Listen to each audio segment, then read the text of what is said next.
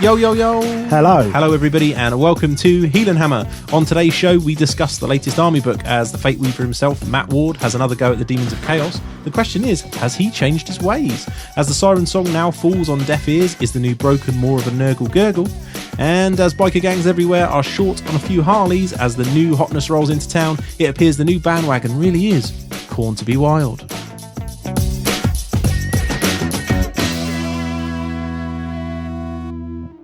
And we're back live for the first of many. Old habits die hard. They do. Live from Heelanhammer Studios in Portsmouth, England. It is myself, Dan, Heelan, and Wayne Kemp. Wayne Hello. Kemp. And we are Heelanhammer. If you haven't heard from us before, we're a hobby podcast. We talk about hobby, gaming, everything to do with Warhammer Fantasy Battle. And we come out twice a month at you. So on the 15th and the last day of the month, so be that the 28th, 30th, 31st, that's when we'll be coming 2 shows a month. And we're sponsored by Og Games. But more on that later. So it's good to be back, Wayne, isn't it? It's great to be back. Yeah. We probably a little bit later by a week or so than we wanted to be after recording the whole show previous that I've now binned. We had some technical issues. Yes, me being rather picky as well about the audio, so hopefully this one's arrived a little bit better. I'm sure I'll be tweaking it as the shows go. I'm sure it still sounds better than a lot of other podcasts, but it doesn't matter. Mind you, I don't think people want to listen to us echoing all the way through it. So No, echoing and hums and all sorts. It will, considering that our audio quality used to always be a fairly decent standard, it would be a shame to bring it down. So yes, we've had a few plays with what we've been doing to try and get this sounded even better than usual. So we've got a new format for you. If you've heard us before, hopefully this is slightly different, but it's going to maintain the same sort of thing, which is us talking about the hobby we love. So let's get straight into it, Wayne, then. Straight into the... Coming to you live from Portsmouth, this is the Heelanhammer Network News. So, the news, Wayne. What is the big news this week? Demons of Chaos. They are? Yes. They are out. They're out. Loads of stuff in the new White Dwarf if you get it. It's one of those things that I think if you have the digital edition of White Dwarf, you're kind of spoilt when these new releases come out because you can see them in 360. Yeah, I'm never going to have the digital. Just behave. Wayne's like, did you what? I'm just looking at it going, this is really bizarre. Yeah. And just like, it just makes me feel old. No, it is one of those things that if you're not really in the digital age in terms of iPads, iPhones, and everything else, it can be slightly hard to get into. But no, it paper. Whether you've got paper, whether you've got the iPad edition, it makes no difference. But do you actually get more in a digital edition? Yeah, I think you do because you get videos and interviews with some of the writers and people. If I remember seeing them when people have shown me. You can press the pluses. I mean, I'm on the digital army books at the moment. I've got my first couple, and I've been really impressed. As we'll talk about in a bit, but for the White Dwarf, I believe you just get more of a few little features, but you get to see the models in 360. So sometimes when we sit here and you actually get articles as such. It's the same. It is the same. Yeah, what means you actually get people talking about the hobby in articles rather than it, I couldn't tell you 100%, but there was certainly a video in one that obviously doesn't exist in the White Dwarf, but I'm not sure what that actually was about. So, but the 360 model thing's quite cool. You click on a model and you can spin it 360. So sometimes when we see like the Mutalith Vortex Beast or something, you think, that looks a bit rubbish. But when you see it in 360, you can really get more of an idea of what the model would look like. Just go, that's really rubbish. No, it's not that bad. But yeah, it gives you more of an idea. So that's something that's worth having a look at if you haven't already. So what was new this month? And Wayne, what took your eye? Most of it. I mean, the 3 new heralds, I think they're all really nice. There's a Khorne herald, a Nurgle herald, and a Slaanesh herald, and they're all really, really nice sculpts. I think they're all really, really cool. So I like the Khorne one because it's basically a bloodletter, which it should be, but it's a lot bigger than the other guys, and it's in quite a dramatic pose. A bit of it's a painter's model, really, really nice. The Nurgle one is same again. It's just a bigger version of the other guys, but a bit more detailed. There's the stomach on it's really cool because you can actually see through to the spine. Yes, at the back. So that's really cool. And the Slaanesh one just looks like it's supposed to. It's again, it's a beefed up version of a demonette. So they're really nice models, and I like the fact they're not too different because they fit in with the units just nice. Good. What's your opinion on the 2 beasts then? We've got the Flame Chariot seems to have views on the internet slightly divided. Some people love it. Some people aren't too keen. I think the phrase being bantered around is the Seaweed Chariot because of the way it was painted in the White Dwarf. But what's your thoughts on that one? I think it's one of those. I've got one on its way to me at the moment, so I'm quite looking forward to having a play around with it. It might be something that I adjust slightly. I might just love it as it is, but if the flames at the front look, because they appear to be quite flat, it looks like Trish taking her hammer to it. But if there might be a way of chopping it up and changing it a bit and stuff, and maybe kind of doing, instead of doing the herald, because it doubles up as a herald's chariot or a flaming chariot. Well, it's both flaming chariots, but obviously there's a a troop choice or a character choice, if you know. So I might just do a mix of the both. Yeah. Okay. Just add more details to it and trying to work both into it, so it just looks a bit busier.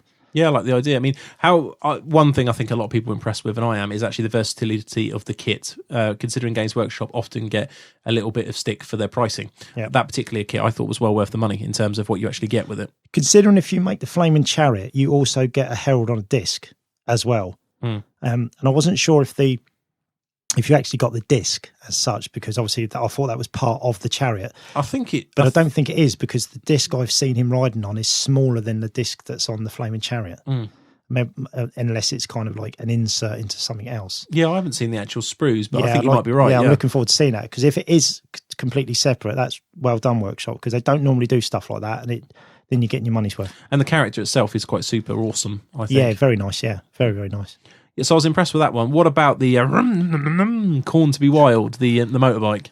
Yeah, I really hated it when I first saw it. Yeah, it's a 40k model. We should call it, actually, just for listeners who haven't quite grasped what we're talking about. We're talking about the Skull Cannon of Khorne. Yeah, it is a 40k model. You know, there's no doubt about it. It was designed with 40k in mind, and anybody that says, any workshop employee that says no, we tried to hit both at the same time, rubbish, because there's no way they had fantasy in mind with that model at all. But the more I look at it, I think, you probably get hold of that and convert it slightly and make it a bit more fancy. I know just say a bit more fancy is very fancy, but kind of, I don't like the idea of mechanical stuff. They definitely got away with it with the juggers, because you've still got that beast element. Even though it's a mechanical beast, it's still, it's that demonic, almost like Chaos Dwarfs with a kind of, monstrous kind of mechanical, but it still looks sort of beast-like. Yes. I don't mind that, but the Skull Cannon actually looks, I don't really know what it looks like. It's kind of like a hot rod version of a trike thing. You know what I mean? Hot rod,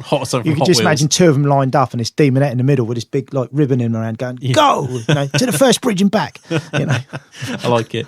I actually think the paint job though in White Dwarf's one of the best of all of them. I keep looking at it, and you look at it again and again, and you think, actually, with the paint job, it does look quite cool. But then you start looking at the back, and you can just see engines and wheels, and you're like, it just doesn't say demons for me personally. Yeah, in a I mean, that's why, like my one I made before it came out. Actually, I made it out of the Darklands do the beast of the Ullman's beast, which looks like a big steg, but like a sort of chaosy version of that. And I made a Howder, and I put two blood letters on it and converted it in all the stuff, and then obviously painted it as a big red beast, because and then made a cannon for the top of it that's kind of a demonic cannon.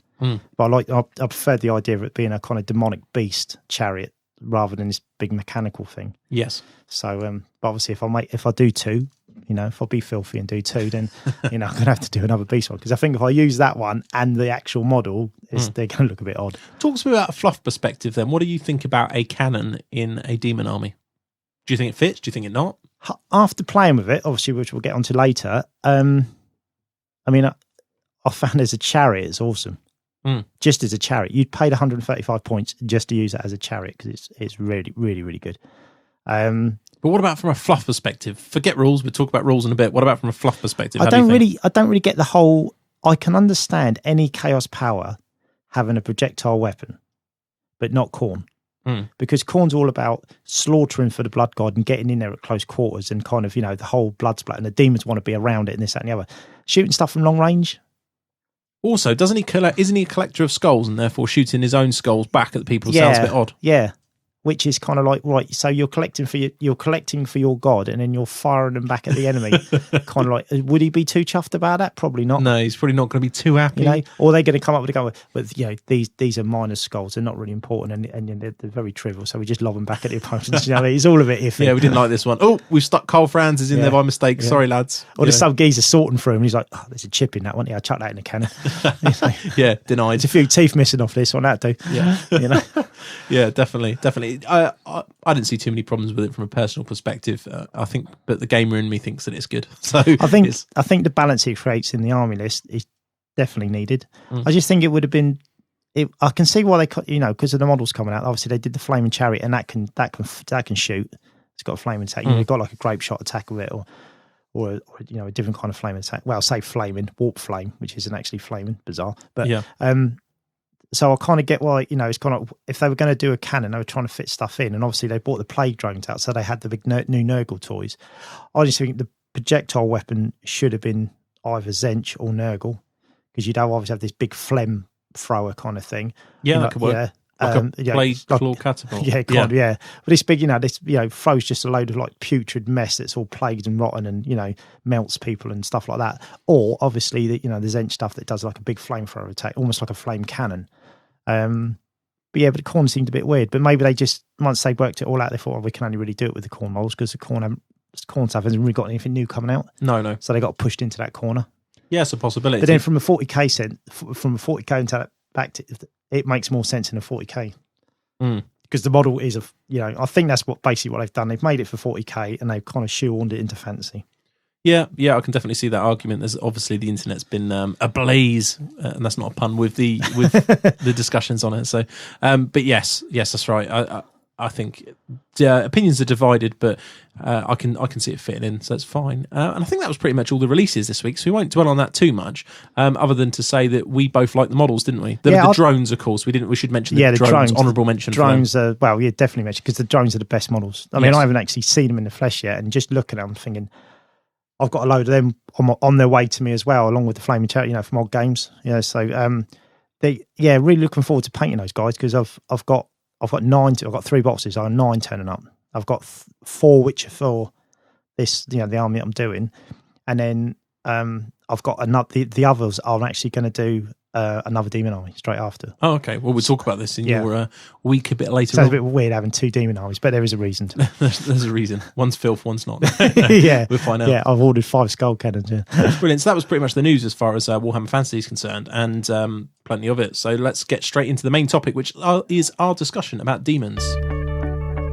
Lately, things haven't been working out, have they? I mean, you must have noticed it. I mean, there was a time when me and you were wonderful together. We really were, but things are different now. It just doesn't seem to be the spark they used to be. And I think it's time we had a change and maybe went our separate ways. And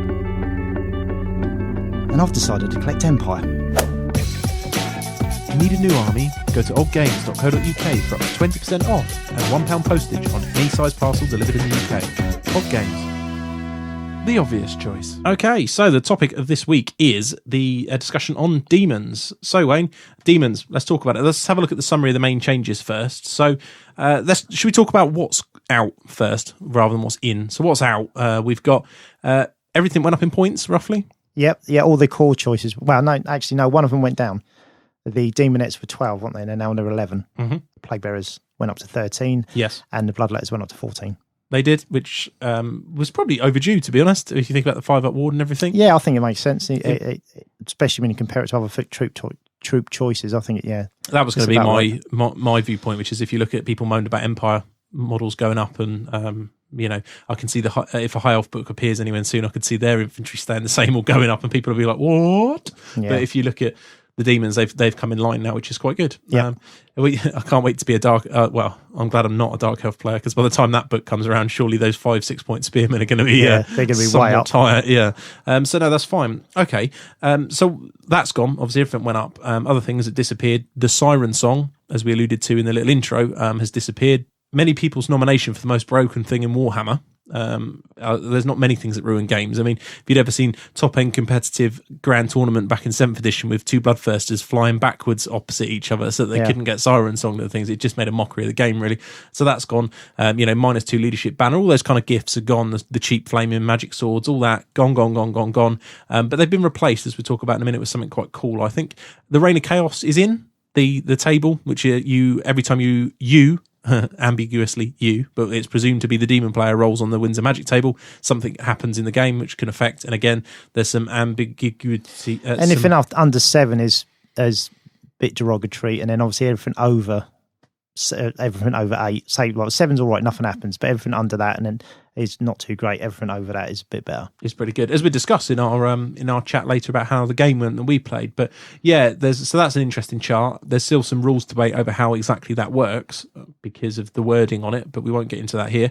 There's the Chaos Gods are back to not liking each other anymore. Yep. You have to be same in order to use the Inspiring Presence or Hold Your Ground rules, which is your battle standard and your general. You need to be of the same god. So there's no Khorne lending its leadership to Slaanesh anymore. So Khorne and Tzeentch like each other, Nurgle and Slaanesh like each other, but then obviously one of them all hates the other. For example, Khorne has hatred towards Slaanesh. And Nurgle and Tzeentch both have hatred towards each other. Yep. Obviously, Slaanesh has hatred towards and that's Khorne. in-game rules. So if you play against other demons, it's a quirky little rule, which I quite like. I think minor, but brings some of the fluff back in those mirror matchups would be potentially quite cool as well. We've got the gifts. So we've talked about what's come out. What's gone in the place of those gifts is almost like they're selected like spells. So you buy a lesser, greater and an exalted, don't you? Gifts 75. They remind me of the old Realms of Chaos book, the big Realms of Chaos book, and you had the Chaos Warbands, and obviously you had the tables that you rolled on. Reminds me a bit of that, going back to that style. Yeah, I thought it was quite cool. And it's also, a few people moaned about it, be it, again, on the internet, have moaned that it's a bit random. But I also think it's quite tailorable, depending on what you're playing, because you do get to pick certain items. So you get to default to the zero spell, which is often the zero spell. It is picked very much like spells and at the same sort of time. So it feels like that. You're like, okay, well, I've rolled this. Not particularly good in this game, so I'll default to this. But the combos seem almost infinite. I know they're not infinite, but when you read it, you think, oh, but you could get this and you could do this. And then you're taking on board the common magic items in the book, and you think, oh, there is tons of stuff. I mean, you can have Bloodthirsters with a bazillion attacks. You can have Lord of Change with a lot of strength, with a wand that makes him. Are you allowed to, just to clear that up, are you allowed to roll and then decide to default, or do you have to decide if you're going to take the default before you roll? No, it's like spells. You roll, see what you got, and if you don't like it, you default, and then that gives you the check on what you're allowed to take. So, but yeah, very cool. I think potentially the Greater Demons are proper filth if you get them in the right matchup. Susceptible to cannons, etc., as they always were, but there's the actual what they can do in some of the other matchups would be unbelievable with the right results, I think. So watch them. The fact that you can actually shoot their cannons first if you get first turn is amazing. Yeah, you can move and shoot your one. Yeah, I think the thing with the way that's worked out for the book is quite cool in a way, which is the focus has shifted towards people wanting probably. I don't know if it's 100% you're going to need to, but it's certainly a strong choice to take a Greater Demon, and is a much more stronger risk to take the Greater Demon because of how powerful it can be. And it feels a little bit like the Vampire book to me, where you've got a lot of sort of all right troop choices, pretty good. There's still Unbreakable, Fear Causing, and the Nurgle stuff is particularly good, and you've got a lot of options. But if you want pure filth and power, you look at the Greater Demon a little bit like you do with the Vamps, whereas stuff isn't majorly killy over the army. But it's all the Vampire Lord. And that's because fluff-wise, it is all about the Vampire Lord, isn't it? It feels a little bit like that with the demons. It's all about the big heroes and the hero hammer. Yeah. And I'm not actually adverse to that. That for me, when I think about demons, you always think about that Lord of Change flying over the battlefield, commanding his little lesser minions. It feels a little bit more like that. I don't know what you think. I think the biggest difference, so when you've got the Vampire Lord, obviously you've got the Lookout Sir, so he's got quite a bit of protection if he's in a bunker of some sorts. But with the Greater Demon, turn one, you could be taking him off the table before you've even moved him. If the terrain isn't favourable to you, but there's somewhere to hide him. In most circumstances, there isn't anywhere to hide him anyway. So, from that sense, I like the lists I've been writing. I prefer not to take the Great Demon because I just really like the troop choices, so you can get more in. Because obviously, it's a big chunk of points as well. Yeah, I mean, we're going to talk about our different setups in a minute, but I'm the same. The lists I've wrote, and after playing our game, I actually quite like how the no Greater Demon list plays. But I don't know. I think you're going to get those matchups where if you do have a Greater Demon and you're playing, say, Vampires or something that has no real massive ability to deal with it, that Greater Demon's going to just shred things. But you'll take those games where you'll play the Empire player or the guy with one Iron Blaster that 6 wounds you off on the first turn. So it's interesting in a tournament, playing down a club. I mean, a Greater Demon's loads of fun. But if you're playing in a tournament environment, how many people are going to take Greater Demons? I don't know, really. Because, I mean, like you say, you could have 6 games where you're playing cannons and he has no effect on the game whatsoever. No. So I don't know. No, I don't, but they're potentially powerful. But I was more talking about from a fluff perspective, though. I quite like the change, not necessarily the change in dynamic of the risk-reward bit of the army, but just how fluff-wise it seems to be a lot of the book and a lot of the time spent on the book, at least in my view, seems to be on those Greater Demons and the combos and how gifts work and all that kind of stuff. I mean, when I read through the rules of the units in 20 minutes. And then But the bit of sitting down and thinking about combos was all to do with Greater Demons. Well, what could you do if you took this and this and this, and the portal glyph that means you can fly your blood first. You must be so happy there's a portal, a real portal in the game. It must have made your day. It was. I did chuckle. For Louis listeners or for long-term listeners that missed the episode, there was always a bit of a running joke about the fact that for many years when you used to have to write background stories and things, I used to always say like, oh, well, you just get a portal, a chaos portal appears in the That was his justification for putting things in the army that shouldn't have really been there. Yeah, a little bit like, oh, we was wandering through a wood one day and met. It was very similar to that. So, and yeah, there is actually a chaos portal in the game now, and I was chuckling, and I did fancy just taking it just to prove a point, especially down the club. I mean, we must have him on, but Dave Hansen, one of our boys at the club, he's always joking about the portal and that. So there is one now. I'll have to make one as a bit of scenery. You could have it on, Yep. Do it. Put it in the centre of the table, play a scenario around it or something. Yeah, it does look really cool. So yeah, there's quite a few things, but it does appear to me that a lot of the time spent on the book is on those particular things. I think obviously because the books are never really designed for tournament play anyway. So for most people's playing, the whole the tables for the Winds of Magic and the gifts and it's good that there's Demon Princes it now. That you can actually that I like that. So you can have a kind of a cheaper version of a Greater Demon. That's obviously not as good, but you can still make him up to a level 4, and you can make him fly, which is a big deal, and give him armor. So I like that. I think from a what most people play from general fun, just playing fun Warhammer. I think it's a really good book actually. No, I really like it. I agree with you, and I also thought a typical 8th edition book looks great, doesn't it? Yeah, looks great. The feel of the army is very good, I think, and I think you got a lot of variety. I've never really fancied demons, apart from when they were just ripping people to pieces in 7th, and I thought I need to get me one of these. I'm fed up with getting beat by little kiddies pushing their 15 bloodhounds, flesh hounds forward. This book feels a lot more subtle in how it operates. There's no more of this, and again, this is for me the change of how the inner balance of the book. You're no longer going to see 90 bloodletters being like push forward on the board. You're going to see a bit of this and a bit of that, and I really like that. You and me played a game, and I really felt like all your army did something different. Where before I felt a little bit like demons only did one thing. You had these infantry, and they were all rock hard because you generally in tournament play at least gravitated towards lots of bloodletters and small units. But you think a couple of years ago I painted the army because I'm lucky that I've got most of the army painted. I'm just adding the new stuff, and I took it to Whips, didn't I? Yes. Took it to Whips that year. Didn't enjoy playing. Enjoyed the tournament, but it's just really dull. The game, it's really kind of just really boring. And then I played it, I think, once or twice down the club, and then they went in a box, and that was it. After painting the army, and that was it. And the game that we had last week, wow, what a difference! The fact that you've got stuff that flies, fast moving units, stuff that you can shoot. The dynamic of the army made it really. I really enjoyed playing with them, which I was chuffed to bits about because I thought because I do like the army, and I enjoyed painting it, and I'm enjoying adding the new stuff to it at the moment. So it was a shame that it was just sitting there and I didn't want to use it. But I must admit, it's a much different animal now. No, I agree with you. I mean, it's probably a good time to talk a little bit then about what you took. So I've got your list here. You wrote so I suppose this is a little bit of a. Are we sitting comfortably? Then we should begin. The story of the week. Yeah, so it's the story of the week. So let's talk about this all within this topic. You wrote 2 lists, didn't you? You wrote a demon list and a warriors list. Yep. So both the latest 2 8th edition books. You gave me the warriors. You had the demons. So your demon list was Herald of Nurgle, level 1, with the lesser loci, which is the 5+ poison. Yes. Yep. You had a Herald of Nurgle BSB, who was a level 1. All in 1 unit of 28 plague bearers with full command. A level 2 of Zinch on foot, and he was in 14 horrors full command, so that's your core and your main characters up. Then you had a level 2 on a disc, Zinch one, which I thought was quite cool, and he was on Zinch magic as well, weren't they? They're both. Well, we decided to use the Zinch magic just because it's we know what death does, and we know what metal does, and so we just stuck to the demon laws because they were new.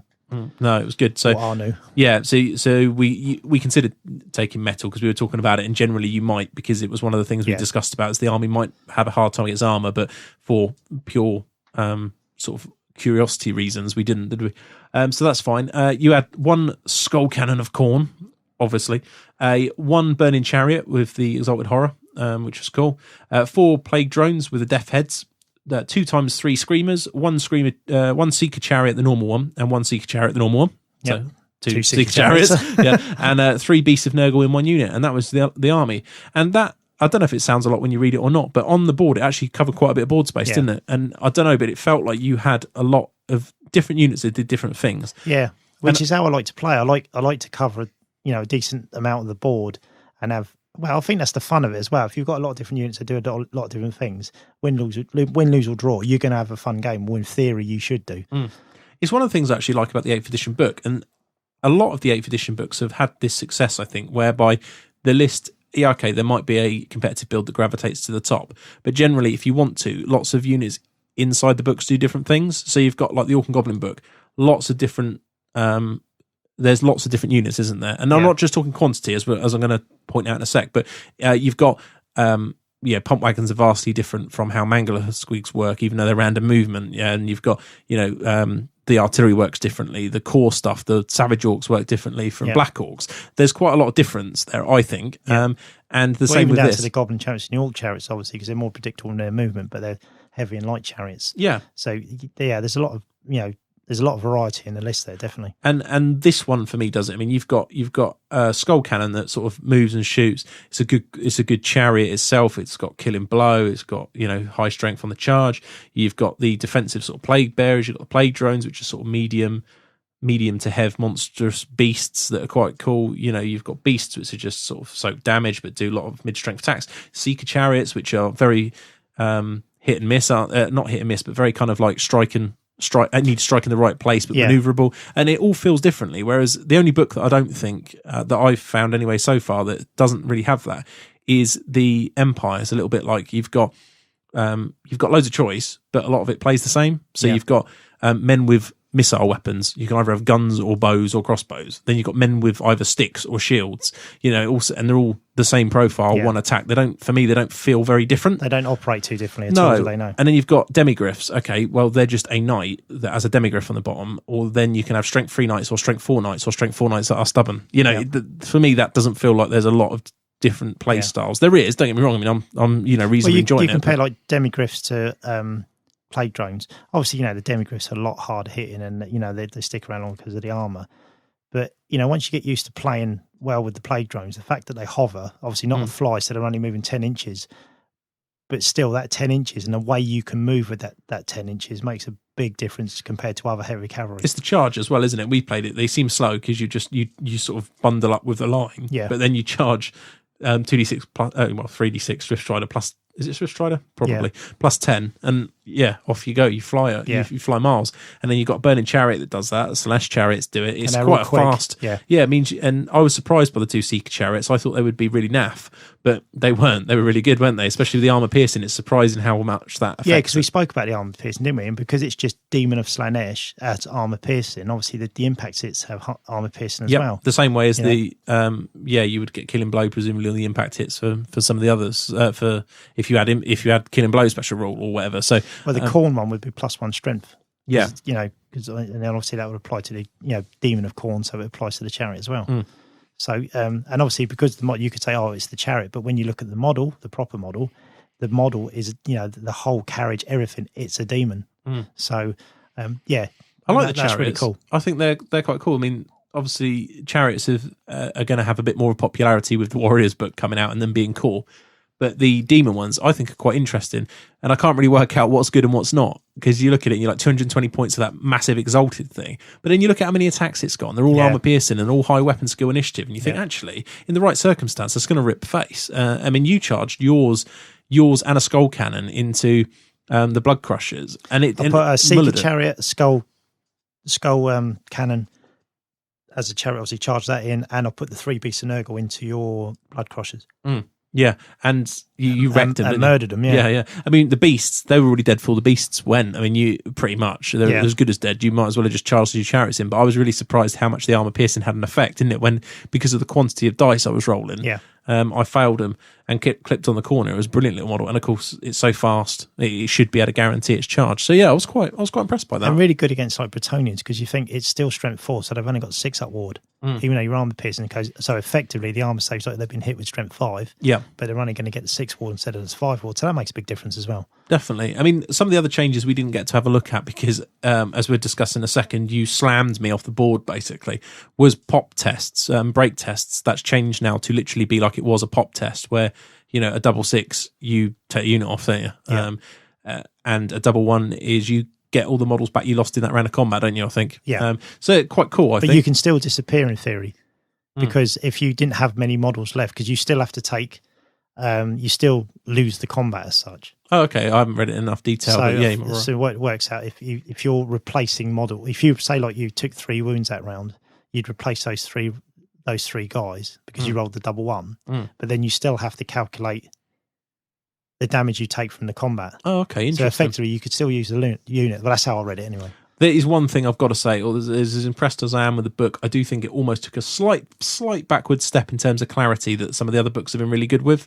I think the FAQ on this one will be very needed very quickly. I mean, we're coming up to the South Coast Grand Tournament in a couple of months here in England, and we've already had to put our own FAQ out because we had just bombarded with questions of how things work. Yeah. And until Games Workshop sort of put that out, we have to answer it for our players. So, yeah, in that sense, that was a slight disappointment, but offset by how cool the book is. Really, even as a non-demon fan, I've been seriously considering doing it. They do look good. So yeah, the pop tests we didn't get to play with. So yeah, as I mentioned there, you smashed me, didn't you? So I suppose we should talk about what I had in your warriors list. So you had a level 4. You had basically had a infantry sort of mini Death Star, but it didn't play as such. But it had 27 warriors with full commander shields. Which were unmarked, nothing else. Level 4 Sorcerer of the Chaos Familiar, which was quite cool, I thought, the Chaos Familiar. A Battle Standard Exalted Hero Shield Mark of Nurgle. Level 2 Dispel Scroll. And we played with Death and Fire, didn't we, on those ones? Yeah. We had 2 Chaos Spawn with the Mark of Khorne, which is quite cool. Which we talk about how I use those in a minute. 4 Skull Crushers of Khorne with Lances, because you could. 2 5s of Warhounds, 8 Trolls with additional Hound Weapon, 1 Chariot with a Mark of Zinch, 5 Knights with Ensorcelled Weapons and a Musician, 5 Knights with Ensorcelled Weapons and a Musician, and that was the list, wasn't it? Yeah. So quite a lot of bits and pieces. What was your thought process when you put this together then? Because I'd had the Warriors, I've got the army, and I'd sort of, had the book for a while. I mean, I kind of looking back on it, really, I put the Lancers on the Skull Crushers just because people don't use Lancers on them, so I thought I'd just chuck them in different. Obviously, no one really uses the spawns. I thought, would they, when you actually play with them, would they create a different dynamic in the way it plays? Maybe, maybe not. It was quite funny the way he used them because there was 2 units of 5 dogs as well, and they were like behind his army on the board edge. They're just yeah. Thanks for entering into the spirit of the game, Dan. Well, it's more for a genuine reason. I thought your screamers are going to annoy me. I need something to beat the screamers, but I did the awesomeness of not reading the stats on the screamers and just going, yeah, what are they? Strength toughness 3 with 1 wound, aren't they? No. Strength toughness 4 with 3 attacks, and I was like, oh, okay. So I charged my dogs in, yeah, they're all dead. So, yeah, that really I love worked the well. screamers. I think they're awesome. Yeah, they were one of the surprise units. Actually, I think I'd have them. They remind me of the old Pterodons. So forgetting the rock dropping, just the stats on them, where they're sort of medium flyer, and they're quite potentially nasty for character snipes, all sorts. Quite high initiative 4, I think, as well. So I was impressed by them, and great against large targets because the Lampreys bite D3 wounds.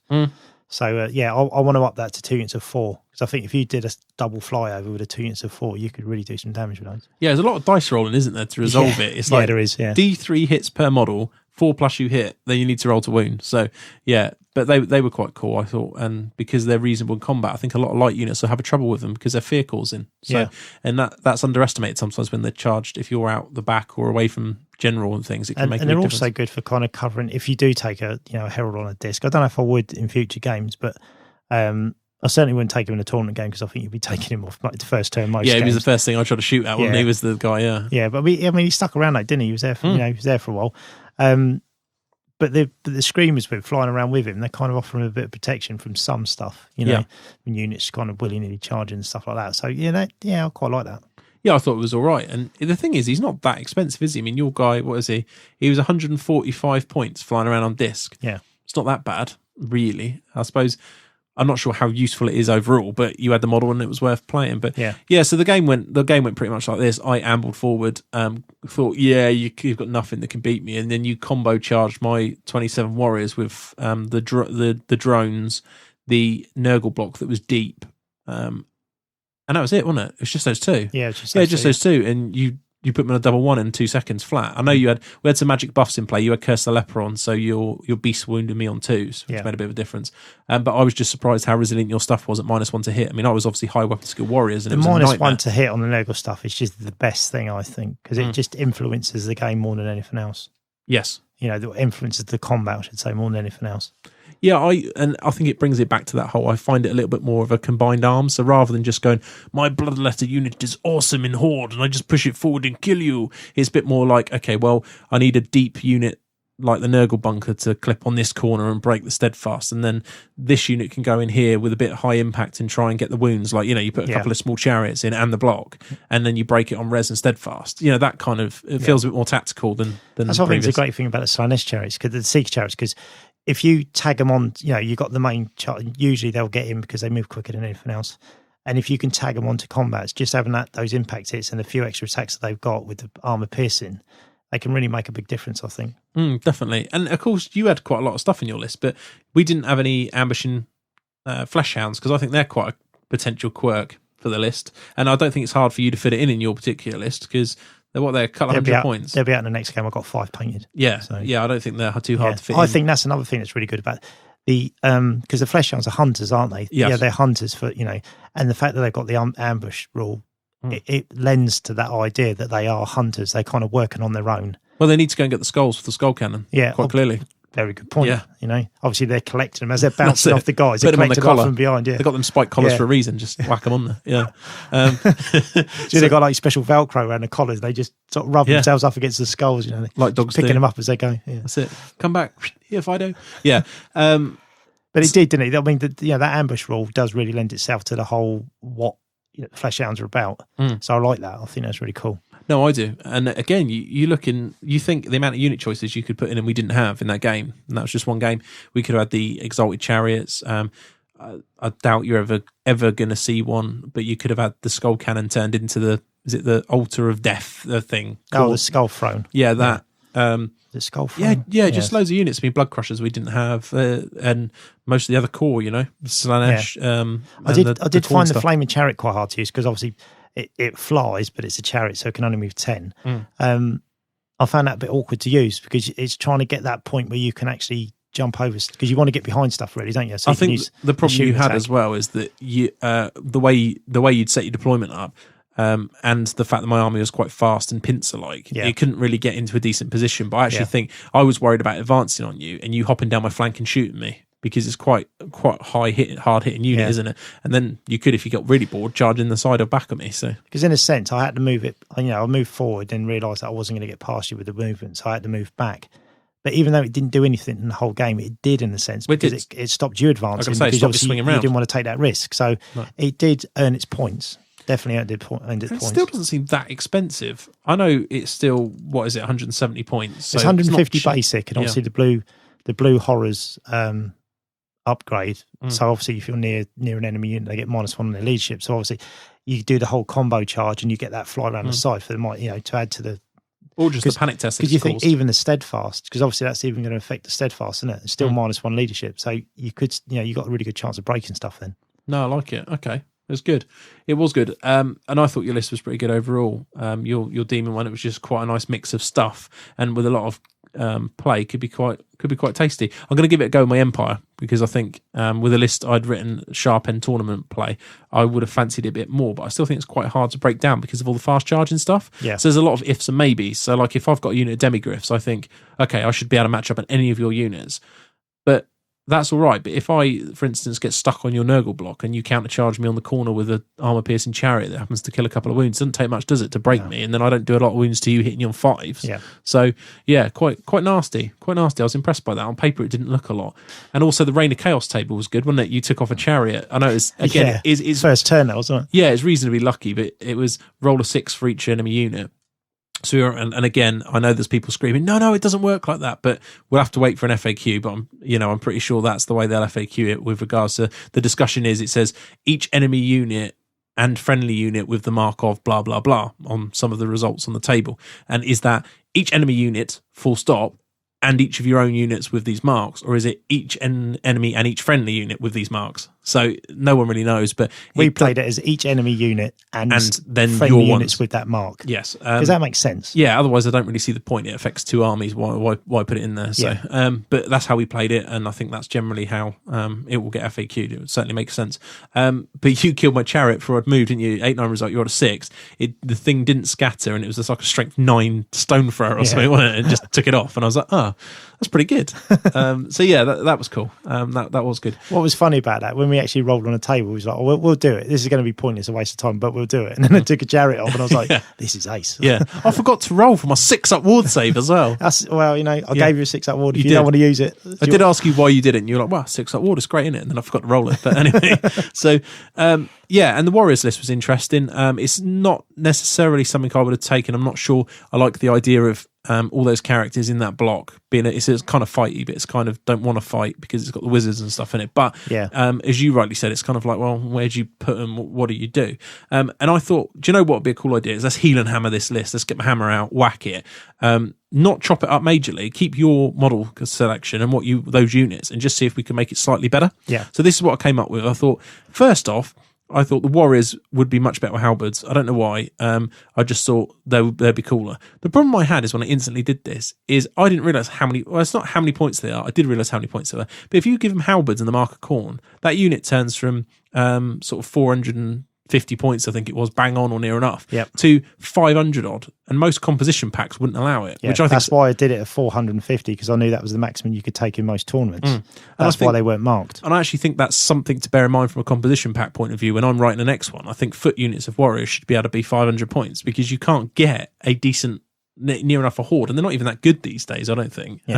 They're not bad, but so I thought, I'll give them halberds. So in the list I wrote, I did, but they were 500 points, so but you wouldn't be able to fit it in a comp system, I don't know. But so I went, okay, halberds, didn't give them the mark of Khorne because I just couldn't fit the points in. The only thing I dropped from the list was the spawn. I had to drop them to get something to play with. There's a surprise. Yeah, but I did leave your dogs in. I took the lances off and put the enscrolled weapons on, because I think overall the strength 5 is better. I put the Sorcerer Lord I put on Nurgle, just because I thought the combat lore and regen and stuff might swing some of the combats, but more because he's in that unit and there's nowhere else for him to go. He's -1 to hit him. Might be a little bit easier on the corner to stay alive. I gave the BSB, the shield's only 3 points, but an enchanted shield is 5. So that was going to be a swap, but then I decided, well, I'll put the dragon helm on it, so he had a flaming ward as well, because that comes up in many situations where it's quite good to have. So I had that in a normal shield. And then I had what else did I move around? Oh, mark of Khorne on both the knight units, because it makes him potentially a lot more fighty. I know you have the overrun problem, but I think just in pure terms, took the marker's inch off the chariot to get the 10 points somewhere else. And I think that was really it. It was just making some of it a little bit more fighty, a lot more strength 5. So basically, throughout the army, there was a strength 5 theme with a lot of attacks. I just increased the amount of attacks and stuff you had. Whether it's better, I don't know, but it just felt like, I think if I'd had that in that game, I would have felt a bit more confident of pushing further up. Forward, As it happened, my BSB died because he only had a 3-up save, didn't he? And it mattered. There was that one. The Sorcerer Lord felt really, really isolated and potential to die. So I thought, well, the Mark and Nurgle was there. And that was small tweaks, same model count. So, but as you rightly say, you won't. It's probably a problem with the composition packs, but including the one that we've written for the South Coast. Now Warrior is just 450 points is a problem if you want a foot unit. Yeah. So, and looking at that, if you want to sort of beef them up and make them more useful, then in tournament play, most people aren't going to take them, are they? No, because if you start taking it's easy smaller to take 5 units, chariots, isn't it? Yeah, exactly. I mean, if you start taking smaller units, for example, if you took 20. 1/13 and they're all gone. One dreaded 13th spell, or there's plenty of spells out there, or a big fireball is going to wreck them, or there's lots of things. Or just something you do a lot of damage and it does too much more damage to you back, and you can't beat the next unit. And they just put another unit in, and you're 550 points, they're 320 or something like that. You know, it's Especially if they get hit by a couple of chariots after that, because obviously you're going to get the impact hits before they can do anything. And that's, and of course with halberds they're only armor save 4+, so a lot of stuff these days strength 5s in abundance just kills them. So interesting. But I did think it's quite a cool thing to do, sit down and look at a list and see what you can tweak with given the same model count and roughly the same restrictions. But I was struggling with yours because of that one unit. I thought that one unit with halberds and a mark of Khorne would be awesome, but you just can't fit it in. You just can't get it. But yeah, interesting. But overall, I thought it was quite a fun list. The only reason I lost so badly to you, I think I lost in 3 turns, was because I played like an idiot. I thought I could take that charge and quite clearly couldn't. The magic helped, obviously, because the stomps and stuff, wounded on 2s, cut straight through me. But I was surprised by my combo now, because individually, when you're writing a list and you look at things individually, and I looked at yours individually, I was thinking, you're going to smash, because obviously on paper, everything you've got in combat wise is just so much better than what I've got. But obviously when you it's like the whole, you start playing with it and you're putting stuff, charging stuff in as combos, and suddenly you've got this, you've got stuff with high strength, and then you've got stuff with lower strength but lots of attacks, and then and the whole Mark and Nurgle with -1 to hit, which makes them units relatively safe to a certain point, because hitting on 4s is a big deal. Because I always found when I was using the rat ogres, if you could hit on 3s, they would be awesome, but hitting on 4s, because the strength 5 is great, but you can't guarantee what you're going to hit, and you roll bad and that's it, the combat's over, they're going to break. So hitting on 4s is a big deal. Yep. And we also found the Zinch magic was fairly nifty, wasn't it? Because you quite like treason, because we were treason on the trolls, so they had their weapon leadership 4 for the stupidity test. Was quite cool. We were talking. You think that in combining with the flaming chariot and the -1 leadership? So you get that into a combat, and then you fly them behind, and that's just some really good combos there. No, I think there is some potential, and I just liked the way it played. When you played it, I thought actually that looks quite fun to play, which I could have never said again about the demons in the last book. It just looked cool. That I must admit, when we played it, not because it was a crushing win for me, but just the way they played and the way they moved. I haven't enjoyed playing with an army that much for a long time. Even the way the Skaven play now, I've got, because I've been doing it for so long, it's become a bit dull, because you just get so used to playing the same game all the time. Even though you create different lists and change things, it does become a bit samey after a while. But I really, really enjoyed playing the demons. I thought, I can see myself playing these for quite a while now. I think it's just a ton of builds. I mean, you think I really like the idea of any army of doing what I know. Andrew Chesney, a player on the UK scene who hasn't been around for a few years now, he was doing it with the Skaven of using one of everything, sort of each tournament. You've talked about it. Ben Johnson did it over the last couple of years for Skaven, and I really like the idea of doing that. And I think with the demons, you could do it and completely change your list, and it'd still be enjoyable. Whereas I think taking something like Empire, you could do it and you could still have some fun, but it wouldn't be as much fun because you're just swapping. Okay, well I've got to use swordsman. I'll take out my halberdiers and put swordsman in. Woo! Big difference. It's not going to feel like anything massive. But you taking out a Nurgle block and thinking, okay, I'm going to construct an army around a Slaanesh sort of more theme, and I'll have a Kipper and all this, is a big difference. Yeah, I think as well, where they've added the new troop choices, like the Nurgle, all of them have got at least one extra choice now.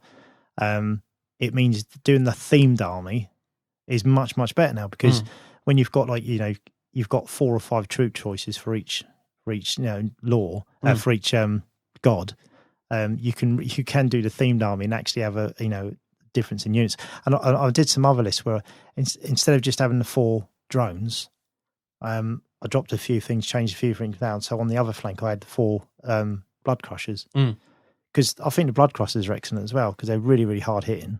I think with some people they're kind of comparing them to skull crushers because they haven't got the armor save and they're the same points. But the Skull Crushers haven't got the ward save. And they're not immune to psych and effectively unbreakable, are they? Yeah, and I really like them. And I think in having, the 4 drones and 4 crushers, I think that's good, because that's what I'm aiming to do with this list, but I've been changing it slightly. I found the hardest thing with the Demon book, because all of the special choices and all the rare choices are really where you want to spend your points. And if you want to keep it down to a bare minimum on core, you can't kind of have it. Obviously, you can't have all 600 points in one block because if we're going on tournaments, you can't do that.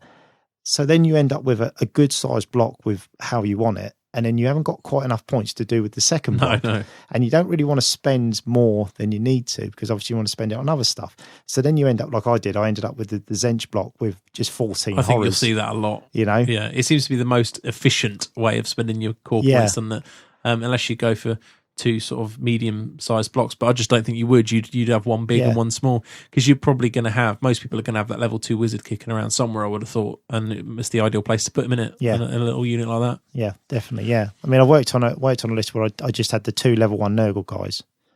It's a really shame you can't make the heralds level 2. You know, all of them level 2, and then make the Zeech herald level 3, because you think they're more magic-y. But obviously there's always, when you look at a book, there's always something extra you want. You know what I mean? That's the same with any book. But I've been quite looking forward to trying that list out, because in that list I've got even more stuff, because I've shaved down on the characters. Literally just got the Nurgle BSB level 1 and a level 1 Nurgle Herald as a general. And then I've dropped the horrors, obviously, because I don't need that anymore. And then I've put the Blood Crushers in. So you've got, as fast as it moves, it's even quicker now and hard hitting. Yeah. So there's definitely a variety. And it, like the Zench list, I was looking at the Zench list and doing like all flying chariots and all the bits you can do with that. And you can sit down and write 20, 30 lists, all different combos, and really like the book. I think in my opinion, out of all the new books that have come out, it's my favourite. Great. No, I'm, as a non-demon fan, it got me thinking about whether I wanted to do an army eventually. Which must say something about the strength of the book. So interested to see how that goes, and we'll be sharing our thoughts as the months go on. We've got some tournaments coming up. We're running the South Coast GT, so we'll get to have a good look at sitting there and watching what people bring, and I'm really looking forward to seeing what we see there and how they perform. Yeah. So we'll be reporting back for you people, obviously. Okay, I think that's enough on the demons. So hopefully you enjoyed that little chat. We're going to take a break, and when we come back, we've got a quick fire, few new segments for you. See you then.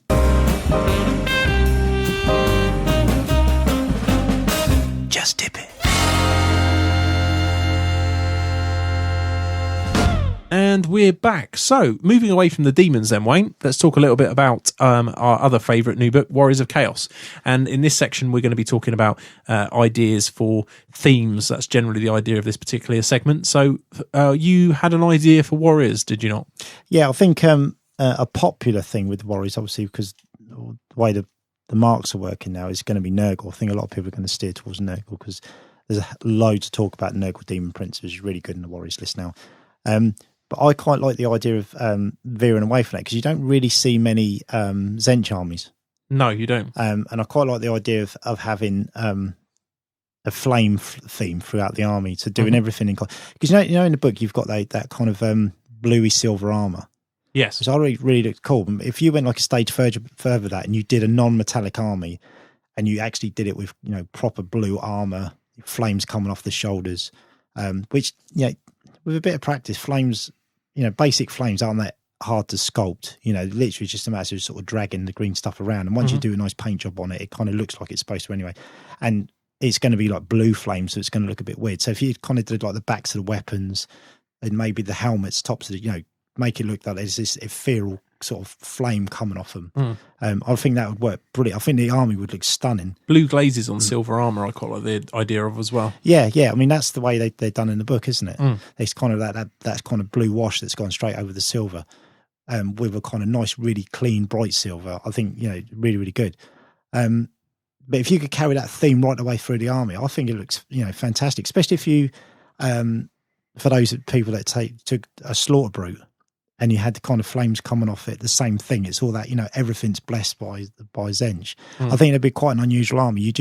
It's not something you'd see. And I think from a painting perspective, if you say wanted to compete with like best painted army and stuff like that, I think that would be a real standout way of doing stuff. It's fairly simple. Because them flames are Zench. So you could add that to everything. Yeah. It's all been touched by Zench. Yeah. It doesn't matter that your Skull Crushers, a Khorne got flaming swords. It all works out. To be honest, it makes total Zench to me. Yeah. Hey.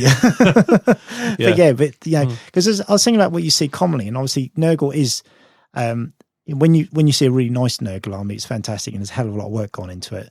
But it's also the simplest one to do, because if it looks dirty and rugged, well, that's what it is. So So that it's it is the easiest army to do in a sense.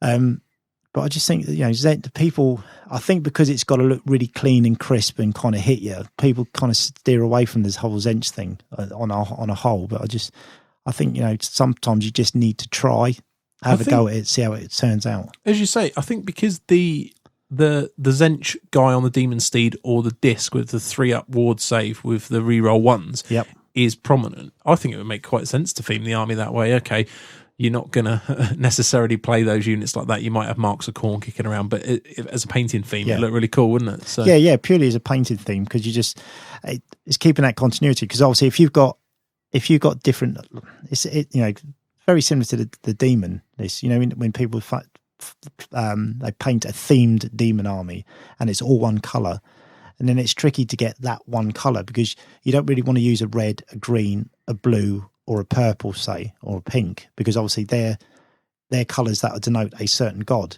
So then you have to kind of find something different, that you can use as a neutral colour that's for the whole. Yeah, and but I think with the Warriors, you could just go, as long as people know what the rules are, it doesn't necessarily matter what the colour scheme is, because you're just going for the impact of how the army looks. No, I agree with you. With you. It's the same as anybody who does that. I mean, do you remember years and years ago, John Dale, who was a well-renowned, decent tournament player back in the day, in the 90s, early 2000s, here in the UK, he had a forest goblin army that had night goblin fanatics, but they're all converted as forest goblins, and all that kind of stuff. So everything in the army looked like a jungle or a forest goblin, even though it might have had the rules for night goblin. And no one had a complaint. Do you remember his Zeech Beastman? Yes. He had Zeech Beastmen, and he used Kroot heads, and he was all converted, so they all looked like they were kind of bird-like. So they all had that kind of bird head and everything, so it was a whole Zeech Beastman army, and that was really good. That was a cracking army. But yeah, his goblins were very good as well. Yeah, and no one really had a problem with them because everyone knew what it was. It becomes a stat, really. If at the end of the day, if you've got juggers that are painted with a blue twinge and have flaming swords, it doesn't really matter. They're juggernauts of Khorne, don't you? Yeah. Realistically, it doesn't really matter what they're going to be the purists that are shouting at us now. Go, no, you can't do that. You must paint them red for the blood god. I mean, you could do the whole, find maybe a different figure range or come up with something new that, as long as it's the right base size and as long as it's quite apparent what they are, even though there's a different quirk on them, you could use different models. With Zench, maybe you'd have. I don't know. It's a tricky one, isn't it? But you could have sort of, I don't know, some kind of flaming beasts that they're riding. As long as you say, they're skull crushers, they're on the right base size. They kind of look like they look like they're supposed to, but you get the general gist of what they are. Because I've got away with that for years, making sort of new models, coming up with new stuff, and most, 9 times out of 10, people just want to see cool stuff. As long as they know what it is in game terms, they just want to see cool stuff. No, I agree with you. I mean, whether it's got the mark of Khorne and it happens to be blue, I don't think is something that really, apart from the real diehard purists, matters. If we're talking tournament play, and I'm sure down the club, everybody would appreciate the effort that goes into it, won't they? You can, at the end of the day, you can fluff it away as much as you want. I mean, it could easily be that those Khorne skull crushers have gone through a portal and during that time have been turned to Zench, but they're still quite ferocious. Blue. Well, that's it, trained by Khorne. But worship Zench eventually because of this whole portal business. It can be explained in many ways. I should write books. I'm wasted on this podcast. The Portal series. Just explain it away. Harry Potter, he becomes a wizard, goes through a portal, job done. Look, she used it. He walks through a wall. It's a portal. Do you know what? That'd be, without sounding morbid, right? That would look great on your tombstone. Here lies Dan Heelan, finally made it through the portal. You got to do that. Yeah, that'd be a winner. Yeah, I'll be in the graveyard at night, chipping it in there. Chipping it in. He said this was all right, yeah? Yeah, do it. So, I think that's a good theme for Warriors Zench. I'd like to see a Zench Warrior army. And if you guys, the listener, have any pictures of a Zench converted army that you've done, we'd be interested to see, and we'll be more than happy to share that with the listeners. And any ideas, please send them in. Dan at Heelanhammer.com, Wayne at Heelanhammer.com, or post on the forum thread about the episode and post your pictures away. That's probably the best way to share it. So let's move on. For this next segment, we're joined by a very special guest.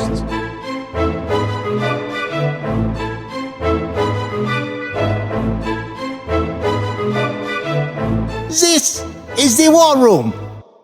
Okay, so today's War Room, we are joined by superstar guest Dan Thomas. Hello, mate. Welcome to the show. Bonjour, how are we doing? Yeah, good.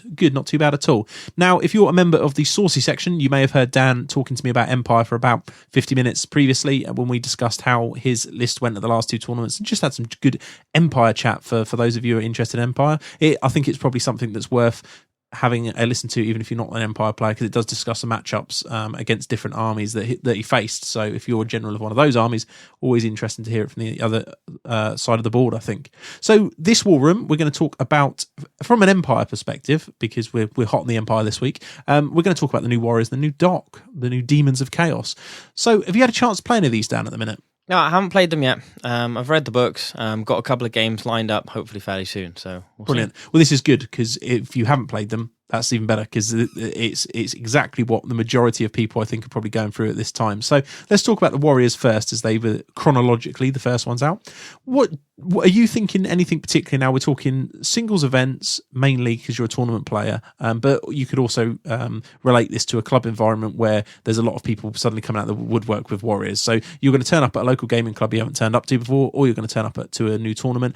How is your list, if at all, going to change with the new Warriors coming out? It's a good question. I think everyone has to ask themselves how they're going to answer the Demon Prince, the new Demon Prince. In an Empire army, I think if he hits combat, you could be in trouble. Demogryphs are going to be struggling to hit him. Mark and Nurgle, Demon Prince, the Demogryphs are hitting him on sixes. If there's that's with no hexes. Yes. So I think he's struggling. He's unbreakable, so you can't just put something in and hope to do some wounds or get him on the static. So I think that I haven't fully decided on. Anyone that listened to the Saucy show will hear me raving about my double banishment. So that's certainly an option. There was an interesting debate on Twitter today. Is the Warriors of Chaos Demon Prince a demon? My answer, yes. Is it ambiguous? Yes. But even without the extra D6, if you hit him with 2D6 strength 6 when he's got to reroll his ward save, you're going to get some wounds through, and he's only got 4 wounds at the end of the day. Yeah. No, I can see that. I mean, I've played him, and I killed him with a Mind Razor and a Speed of Light combo. So that how did you get both of those on? He had no scroll. I think that the key is with the Warriors is it's quite hard to fit everything in, and I think this particular example I was playing Brian the Hobby Killer Carmichael, and he was running a very sort of what I would call a tournament power list setup where it's all min max, and the one thing he had to min was the scroll to get the combo he needed, and as a result I kind of ran a bit rampant with the magic. I had double level 4 and a Hurricaneum, and it was quite easy to push through. So I think he was unlucky as well with the dice on that particular way. I can't remember if it's, what magic's like, sometimes you get up a couple on channels, don't you, and I had the plus 1 for Hurricaneum and pushed it through. So and that killed him, which was a shame. But yeah, I can see that. I think it'd be quite hard. A tank, of course. Tank's always an answer to everything. Put the tank in, it grinds, so you're not rolling to hit. No. It should die before the tank dies. No, I can see that. Would you say that's your what are the major threats then for you if you're an Empire player and you're thinking about designing your list against Warriors at the moment? So obviously that's a problem. Skull Crushers are a problem. That I was thinking about this on the way over here. I think they go through halberdiers in about half a second. It's not going to end well. I'm less worried about the Chimera. I think 4 wounds, toughness 5, even with the regen, Summit's going to take it out. You're thinking banishment already, aren't you? No, I don't. The halberdiers, they go before it. With the War Altar nearby, that's 12 strength 4 attacks. You're going to put a couple of wounds on it. If it took a wound or 2 on the way in, that's fine. The other thing I was thinking with Empire is, so playing with a double level 4 setup, maybe having one of them on metal, because the Enchanted Blades is quite good against the Demon Prince. Yes. So with that and the Hurricaneum, your Demogryphs are suddenly hitting him on 4s, which is a much fairer fight. Obviously, you've got the Searing Spoon. That's not what it is. That's what everyone says it is. Yeah. Searing Doom. That's it. Yeah. Searing Spoon. Okay. That's what everyone says. There's only so many brain cells floating around in here. So that's an option. Obviously, not against the Demon Prince. I think a lot of people are going to have a turret ward against Flaming, but certainly against the Skull Crushers. It is making me rethink my double halberdiers, having spent 50 minutes with you going double halberdiers and all the time painting them. And just thinking, well, if they're going to get run over by 5 Khorne chariots, there might not be much point. Do you think I think that's an interesting point of how the composition systems change the way we design lists, because when the ogres come out, I don't think you probably would have ran two of those either, because you had people running 12 Mornfang and they Exactly. get through them pretty quick. So Exactly. as a result, people are running one now a lot of the time, and they're worth having two of again. So interesting, that one. So sorry, you were saying about other changes possibly. So those. I mean, I don't think it's a shocking match in the Empire. I don't think it's like, oh, Warriors have come out, I must put my Empire army away. I think I've got options, and I think remains to be seen. I think the choice of Magic's probably, like I say, with the Banishment or the Metal or the Shadow. I'm thinking less about Heavens. I was running Heavens and Light for a while with double level 4, which I do really like, and it's very flexible, but I think with what I'm expecting to be on the tables, then that's probably the wrong choice now. Yeah. Again, I think if it's that very much that if you're going to a big tournament, for example, the South Coast GT here in England, a lot of people are expecting a lot of Warriors. I don't think there'll be as many as people think there is, but there will be potentially quite a few lists that could be potentially nasty, and it would make sense to be planning more to with Lord Choice, especially with double level 4, if you're going to take it, to have the option to melt them on the way through, rather than having to rely on the demis, because the demis are great, I find, because you're higher initiative than most other monstrosity type stuff, but obviously not against the Warriors bits, potentially nasty, especially if you've got that 3-up. Is it the third Ives Inch, the 3-up reroll ones, ward save, demonic BSB running around in his own as well? That could be potentially nasty. So Banishment. The answer to all the things: banishment, cannon, banishment, tank. Tank. Hey, if it works, why change it? What about, is there anything in the demon list you think is going to be the demon list? We're going to talk about those in a minute. The Warriors list, do you think is going to be particularly easy pickings? Like I say, everyone's raving about the Chimeras. I think they're a bit of a red herring. If someone's got to put a Chimera on the table, particularly if it's got a breath weapon, they could have put 8 trolls on the table within 5 points of the Chimera with the regen and the breath weapon. I'll take the Chimera any day. I think, it beats up on halberdiers, but like I say, if they charge it, they can do a couple of wounds, demigriffs, even the War Altar will go in it and not die. And if it's got 1 wound, the impact hits might take it off. Good. Okay.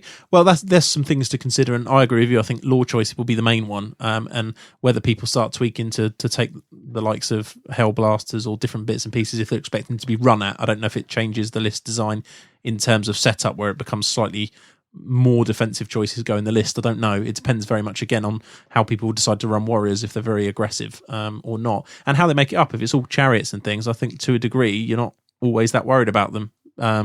Depending, I found when I played against them that the 4 demigriffs didn't like the idea of 2 Khorne chariots charging them if they're out of BSB in general, because you're still worried, aren't you? You're not going to do enough damage back. Yeah, so, exactly. A little bit. But again, if you've got the Hurricane or the War Altar nearby, just the bonus to hit it gives the demigriffs makes them so much more reliable. Oh, it's unbelievable, isn't it? The difference that Magic and rerolls to hit, and that's the one thing Warriors still suffer from, is the lack of rerolls to hit with.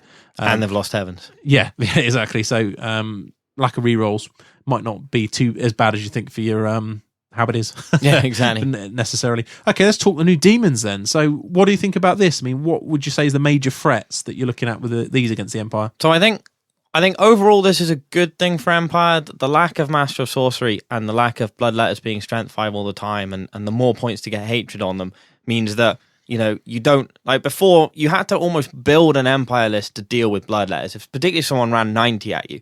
If you hadn't designed the Empire list to deal with it, you would just get taken off. So I think in a way it's good, but I think now there's more options. So now it's going to be a much more interesting match, and hopefully it's going to come a lot down to which player gets it right. You've got like what they call the plague flies. The drones. The plague drones. Exactly. And it's like, well, if they get in the flank of something, they're going to make a mess of it. If they get into the halberdiers, they're probably going to make a mess of them. But if they charge the front of the demigriffs, they're probably just going to go down. Well, it's a tough one, because having played them, the -1 to hit, toughness 5 and things makes quite a big. They become quite grindy, but again. I think the combat lasts a while, but I think the 1-up save carries the demis through it. Yeah, I think you're probably right. But what's interesting about those, I found as well, is they look slow when you play against them on the table, and then of course they've still got a 10-inch charge, so it's quite the charge is quite long, which surprises you considering they only sort of move their 10 every turn. So yeah, sort of little hop. Yeah, just a little hop. Oh, we're going to charge across the other side of the board. So, and there's actually, I found I had a game that we've already talked about earlier in the show with Wayne. And I was very surprised at how many fast units he had that had potential charge range. I mean, the Skull Cannon alone has got a potential good charge in it. You've got Burning Chariots, and there is the chance that for a lot of combos that can go in. Ambushing Fleshhounds. Well, yeah, ambushing fleshhounds. If you're playing with a double level 4 at the back and in 20 spearmen, you're going to start to worry slightly about it. Exactly. The Empire army's not the quickest at turning around and dealing with threats elsewhere. So, I think it, like you, I think it'd be an interesting. So it's interesting you should mention the cannon because. One, it's flaming, so now the War Altar's much more likely to take his white cloak. yeah, or a 5-point flame. But also, in a sense, it's not shocking. And this sounds a bit weird because I've said, artillery wrecks Empire, but the cannons didn't really have a lot to shoot at before when they're playing against demons. I can fire at a single fiend or a single blood crusher, and particularly if it's my cannon, it's more likely to kill itself than the blood crusher or the fiend anyway. Whereas now there's a target that's worth some VPs, but more to the point, your opponent might be relying on it for something. So if you can take it out, they're going to go, oh, right, what do I do now? So in a sense, hopefully that's not too bad. Also, I think you'll see a trend towards more monstrous cavalry units in the army being meaningful. So rather than, like you say, a fiend and the army being about bloodletters, it's more likely to be a unit of 4 or 5 drones or a unit of 4 or 5 blood crushers, or even the combo of the 2, beasts of chaos, things that cannons can actually feel like you're doing a bit more with, that can change the how by the time they get across the board, if there's only suddenly 3 of them, you've still got 4 demigriffs, alters the matchup, doesn't it? Exactly. So no, I agree with you on that. That's an interesting one, and obviously banishment, if you can put it in your list, helps. That'll soon some see but some less use. less necessary now, whereas before, like I say, you needed the tank, you needed I was always a big advocate of 5 units of 5 demiglyphs. And one of the reasons was you could charge the bloodletters, hopefully get a buff off, and charge in such a way that 2 demiglyphs were fighting the herald and hopefully kill him. Particularly with Bronus Time Orb or Speed of Light, you could kill him before and take the hatred off the unit. Now I think that's less necessary, so it will affect my list in that way. Of I'm not going to be going right. I need 5 units of demiglyph. I need a unit of 5 demiglyphs somewhere. Yes. Yeah, interesting. Yeah, I'm looking forward to seeing how that plays out. Actually, having played the demons, they're an odd book in that sense. They've got some stealth power, I think.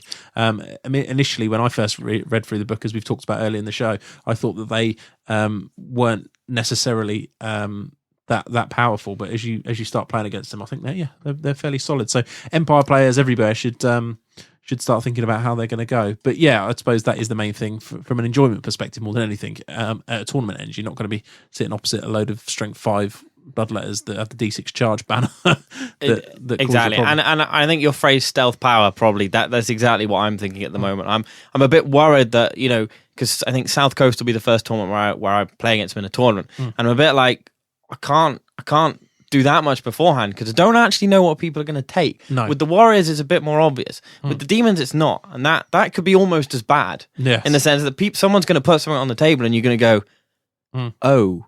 yeah. What are we going to do? Exactly, yeah. Well, I think that pretty much covers our very quick chat on those two lists. It's very, very early days, and it'd be interesting to find out how that develops and whether any of this conversation actually yeah. Come and ask me at South Coast, and I'll tell you how wrong I was about all of these points, or how many Warriors players you didn't play, or something similar. But yeah, it'd be interesting to talk to you, and I'm sure I'll talk to you at a later date about once you've had a few games against them, about how the Empire can deal with them and what you found out in real terms. But I think, as you say, it probably comes down to build, but the Empire, being a fairly well-rounded list, do have, by a quick switch up of laws plus cannons and things, they do have the opportunity to deal with both of these things through magic and cannons. It's also probably a bit harder for the demons to deal with armor with the new book, so that's always going to help the Empire out. Yes, yeah, be interesting actually, and I think under certain composition systems, it's going to be quite a headache as to what to take if you want to tailor to fight these whilst maintaining the balance against other races. So yeah, interesting. Okay, Dan, well, thanks for joining us. And as I say, for those of you who want to hear more from Dan, join up to the Saucy if you're not already a member, and you'll be able to have a load. So we'll see you on another show, I'm sure. Cheers.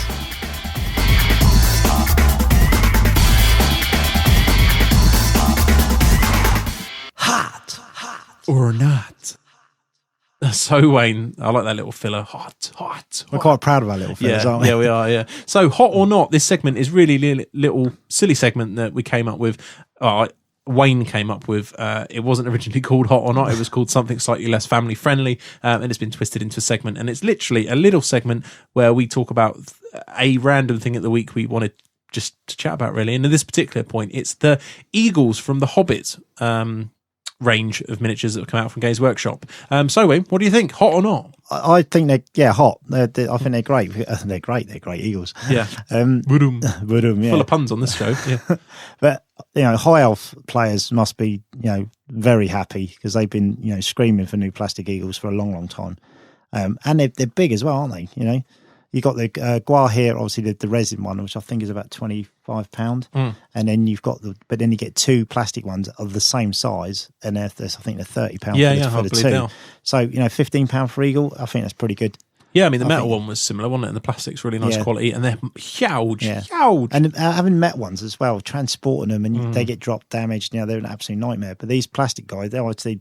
They're easy to transport. They won't get chipped. They're great. And I really like the models. And they're a Trish sculpt.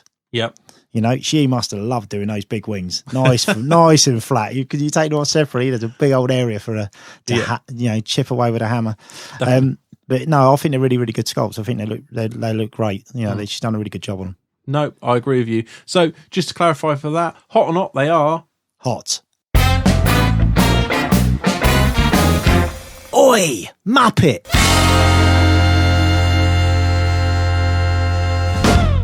Okay, so the Oi Muppet section.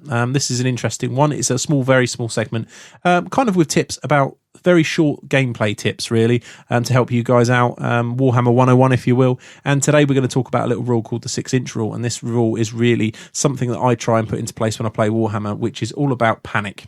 If you play an army that's immune to psychology, this won't have massive impact on you. But for many of us and most of us out there, psychology is a keen part of the game. And we've all been there. We've all been down our club or down our tournament, and we've heard someone screaming, "Oh, my entire bunker of 20 men with all my characters just ran off the board first turn on a leadership 9 rerollable test," and the question is why, and the answer will always be, "Oh well, this got shot next to me and panicked," or something like that. Not always, but a lot of the time it's to do with panic. And it's usually the small insignificant unit. Yeah, it's usually the ogre player that's left his saber tusk standing next to his gut star and it's run off. So the gut star being the big iron gut unit with all the characters in, whatever Death Star, whatever you want to call it. And this, basically, it comes to a point of, I see people doing it all the time, and I love playing against people when I've got shooting or shooty magic, and they've left something there. It's like, well, I need to kill it anyway. I might as well shoot it and have a panic test for free and hope that they get unlucky. Yeah. You're not playing for you're not basing your whole plan on it, but it's a freebie, basically, isn't it? So I think it's just a keen thing. If you've got something that you've deployed and your army is susceptible to panic, there is no point putting something with 2 or 3 wounds that's easily killable right next to something really important, unless it absolutely has to be, for some reason, within that 6-inch rule. Just put it 6 inches and 1 millimeter away from it. I mean, we had a good example in our game that we described earlier, didn't we, Wayne? Where first turn, you were joking with me because I put 6 inches and 1 mil, a couple of units across on a flank that weren't near my general. Yeah. And then first turn before I moved, you killed my chariot. And funny enough, the 2 knight units were out of range of the panic. And that could have been 2 panic tests. One of them could have been off before I'd moved as well. So, and you kept the dogs behind the army well away. So if they got shot by, say, the cannon or something like that, it wasn't going to matter. No, exactly. You had quite a lot of zappy magic, and I thought you'd either go over them with something and kill and them. Also it prolongs the life of that unit, because if you know it's not within 6 inches, like the decent players will look and say, well, that's close 6 inches, I'll create a panic test. If it's not, then they might not necessarily shoot at that small unit because they're not actually gaining anything out of it. And the unit on its own might not be worth shooting, because obviously why risk misfiring a cannon to just shoot a 30-point unit that doesn't affect the rest of the army? No, sometimes it's if you know a unit. I mean, in that particular example, the dogs were there as a bit of a back guard, but they're also, I didn't see the point in having them anywhere near my army. There was just a panic test waiting to happen. I didn't need to redirect anything of yours, or so I thought, because I presumed that I could beat all your stuff in combat. So what role were they doing? You see people stick to that plan all the time. Oh, just deploy my army behind the 5 dogs. No, if you're not worried about redirecting anything, you should certainly not be worried about redirecting anything first turn, or very, very rarely do you need to do that.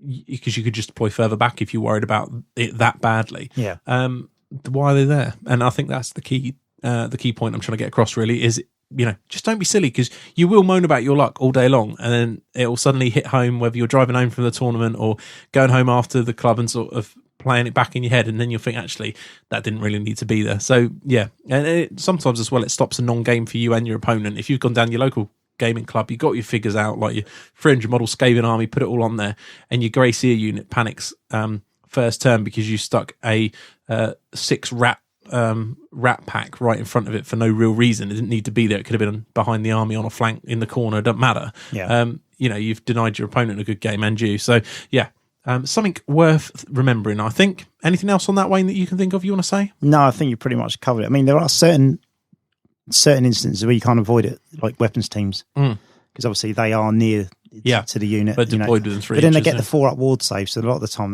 they're not too bad off anyway. And again, you can save that with positioning. If you put them behind the unit, most people won't bother shooting them because it's -2 to shoot them through the unit. It's probably long range. Unless they bounce a cannon through the whole unit. Yeah, that's just unfortunate. But yeah, sometimes you can't. But then weapons teams don't cause panic, so it don't matter. No, not a good example at all. No. But though I get the point. Sometimes you do have to deploy things within a certain radius, or sometimes there are genuine reasons why something needs to be there. There might just be lack of space, and you think, okay, well, my war machine has to be here. It shouldn't be killed. It's miles. It's on the board edge. But then something stupid happens and it dies, and you can't help it. So sometimes that does happen. But on the majority of occasions, I just see it where it's pointless. I just played so many ogre players that do it with those saber tusks. They don't need to be there. There's no reason to be there, and they're there. And some people will get away with it game after game and it won't bite them, but eventually someone will catch them with it and they'll know. So yeah, there you go. Warhammer 101, the 6-inch rule.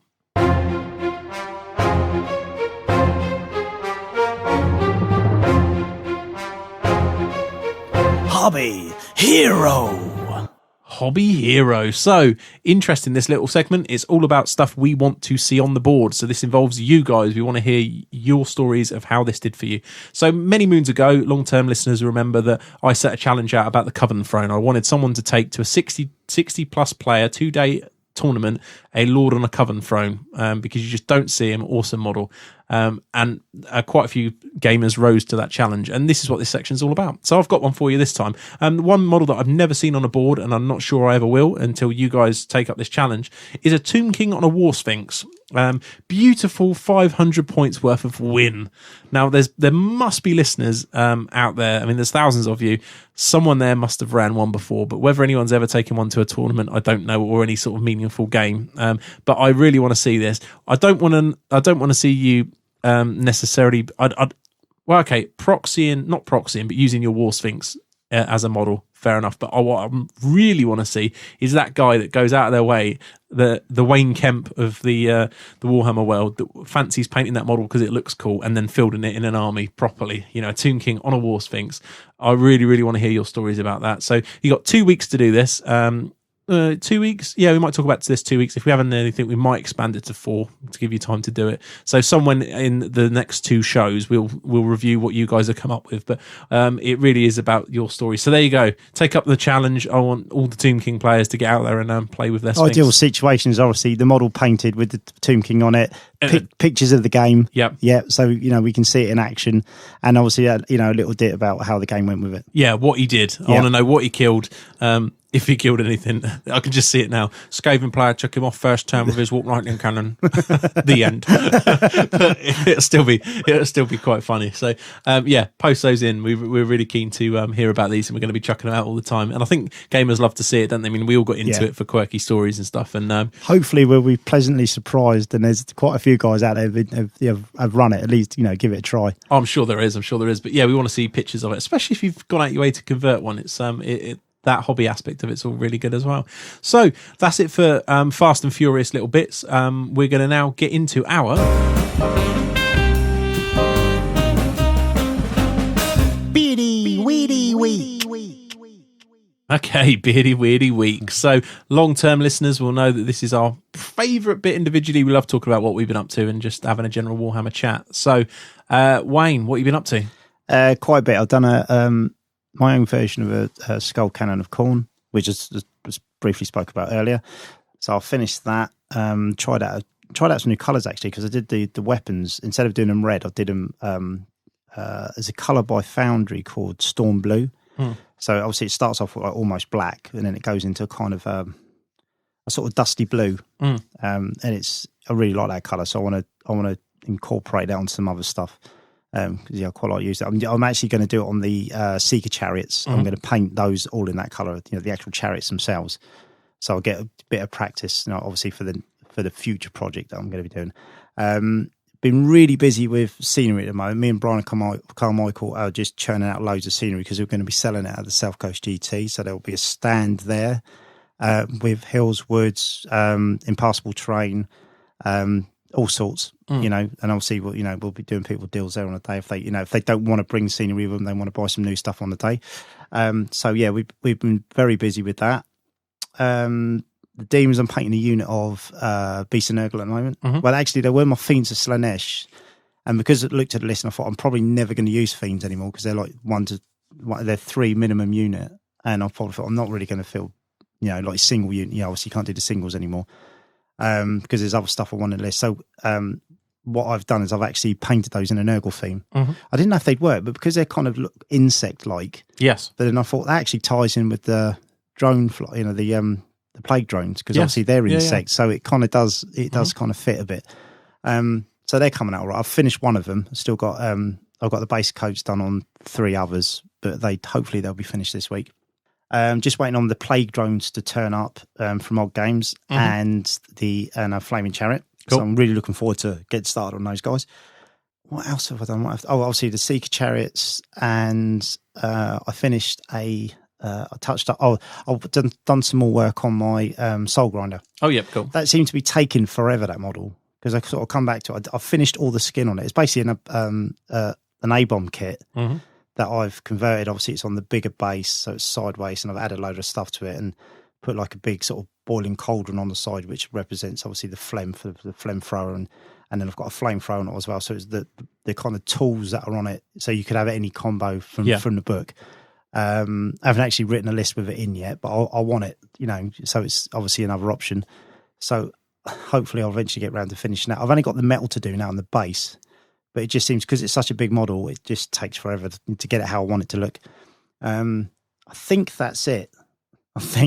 But it's been really busy, just obviously because we've had such a break from when we did the last show. It's been a lot of, I've done quite a bit of paint. There's been a lot of stuff. Done more to Miscaven. I finished the Giselles. I did a unit of Giselles. Finished a few more bits on those. So the Skaven, that is literally in a box packed away now because they're pretty much done to where I want them at the moment. Brilliant. I will go back to them at some point because I always do. So really, really busy. How about you? Myself, I've been working on Empire. I know we've alluded to it there, and if you guys are Saucy members, you will have heard there was a bit of an Empire themed week in a way. This was, we did a lot of Empire content, but Empire, I've been picking those up. I've played 10, 11 games, something like that now with them, and my win ratio is considerably better than it was with the Orc and Goblins. I think I've only lost a couple of games, so it's not been too bad. And the ones I've lost has been because I've been silly. So that's been an interesting learning curve. They're quite a fun army. I'm not sure. I think there's more fun armies out there, just from, as we mentioned earlier, variety point of view. But they are a good army. They've been quite good. And I've been painting halberdiers. I decided to. Long-term listeners may have seen my work. I painted a unit of crossbowmen and a Hellstrom rocket battery. Which I'm probably both of which I'm probably never going to use. Not never going to use as we discussed, but rarely from a competitive list may I use. And I did them in a Nuln style theme. I borrowed some base. I remember seeing Ben Johnson previously, the Bad Dice podcast. Many of the listeners will know he did a really nice Nuln army years ago. Not sure if he ever finished it, but it was looking really good. And I took a lot of my ideas from him and other armies I'd seen over the years, and my painting style, and tried to build it all into models that I could do fairly quick. And I was really pleased with how they turned out. I'm now trying to replicate that over the army. So I've carried on. I'm currently working on about 40 halberdiers at the moment, but those models are extremely detailed, and my time is not a lot that I have to do the hobby. So I've picked up my hour in the morning again, but I tend to have to alternate that with actually doing work. I get up at about 5:05, and a lot of the time I'll be at my desk doing work, but I've been trying to force myself to do that hour before and not work. And then just been plugging away at those really. They've sprayed them black, nice easy basing. I'm using mainly Foundry colours. Foundry colours and GW washes mixed in with a few GW colours, so black and red, and you'll be able to see the pictures as those are going up.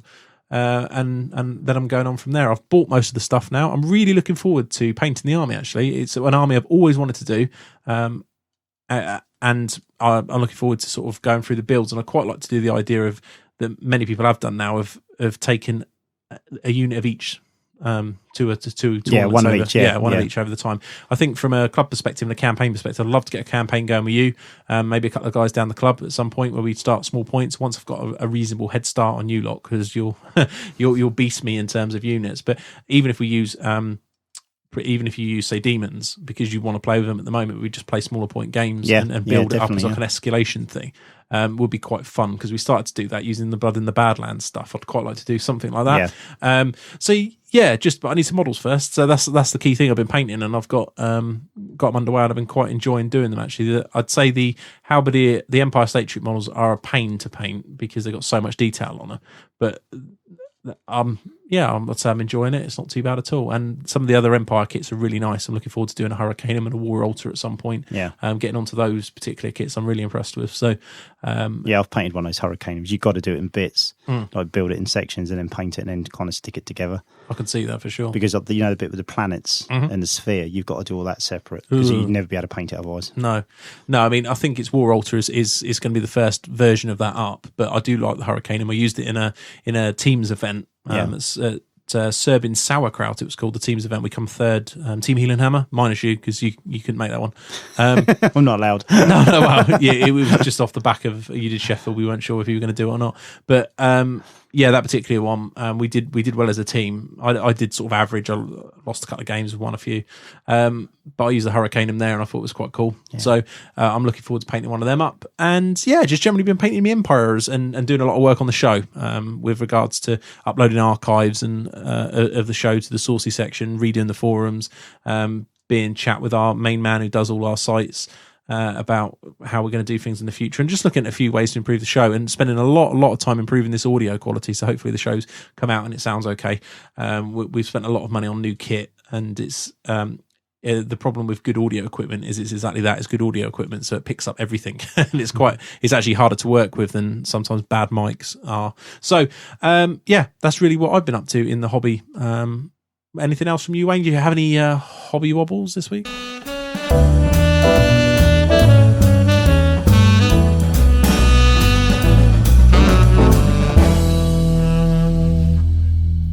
Yeah, it's the hobby wobble. I've had several, because we did it. We recorded a show, didn't we? Which we had sort of technical issues with. We did, I don't know, 2 hour show. It's going to be available as well. You can get it if you're a Saucy member. If you haven't heard of the Saucy, we've mentioned it a few times through the show. Stick around to the end, and we'll explain what that is. But it's going out. You'll still be able to hear that show. But, But that, you weren't that happy with the sound quality, were you? So we decided that we weren't going to release that as the main show, because obviously coming back, we want it to be as good as possible, and obviously the amount of money that's been spent on the new equipment, obviously it needs to be top notch. But I spoke about I was doing the warrior army and a demon army at the same time.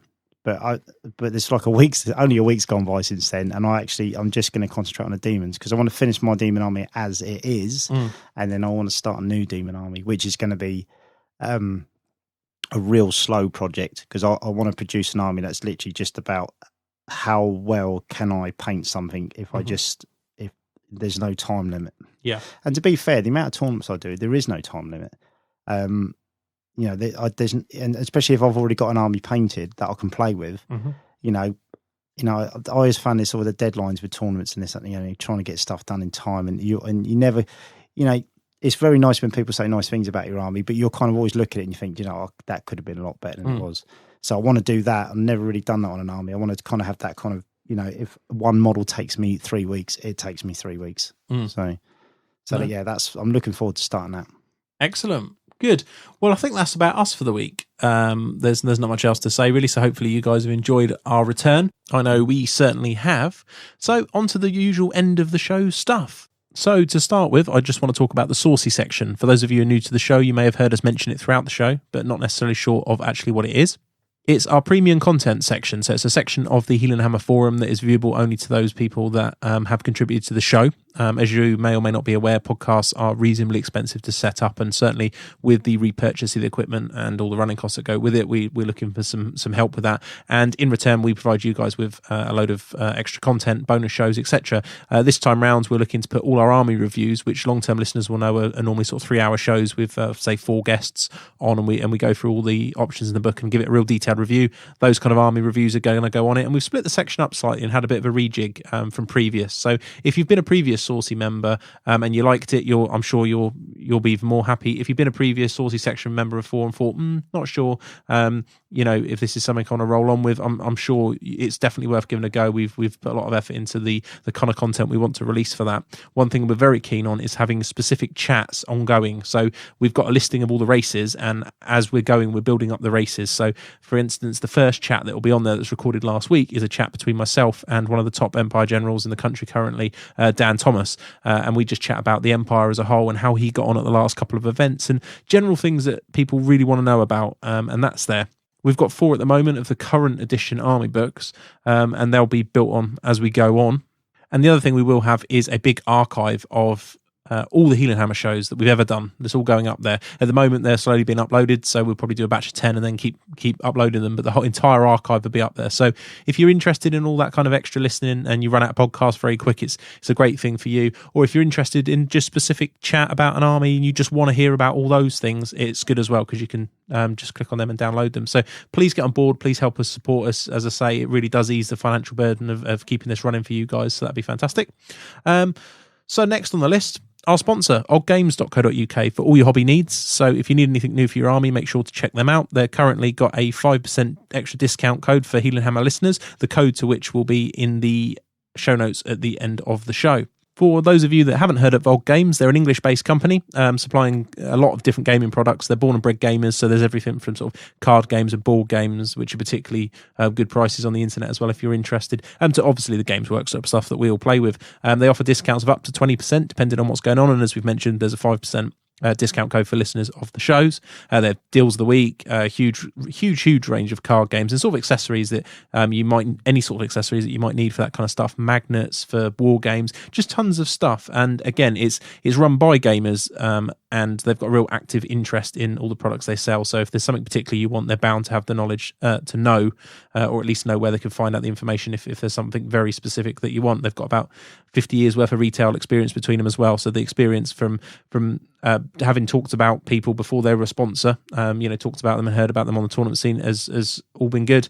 And my own experiences with them as a company have been very good as well. And also just to prove that they are a club of wargamers, they have their own club in Wandsworth in London, 2 nights a week and most weekends. And they quite often run wargaming weekends, sort of one-dayers or a couple of one-dayers with different type events. So if you're in that kind of area, there isn't a lot that goes on as far as I'm aware in that area. So it's definitely worth checking that out. So yeah, any of your wargaming needs, make sure you check those guys out.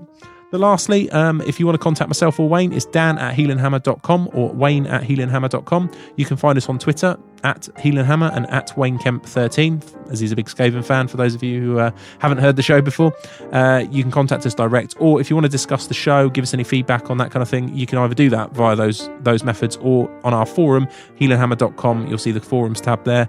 Sign up, it's free, and during its time previously, it was very busy forum, so I'm sure it will pick back up with the way that with the show rebooting.